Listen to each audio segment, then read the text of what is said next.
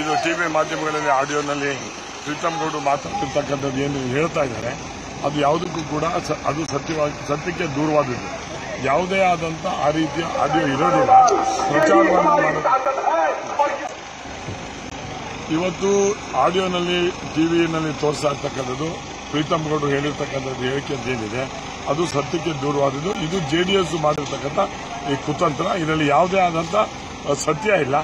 ನಾನು ಯಾರ ಜೊತೆ ಇರ್ತೀನಿ ಅವರ ಹತ್ರ ನಿಷ್ಠಾವಂತನಾಗಿರ್ತೀನಿ, ಒಂದು ನಿಯತ್ತಾಗಿರ್ತೀನಿ. ನನಗೆ ಗೊತ್ತಿದೆ ಬಿಜೆಪಿನಲ್ಲಿದೆ ಶಿವಪ್ಪನವ್ರ ಜೊತೆ ಇದೆ.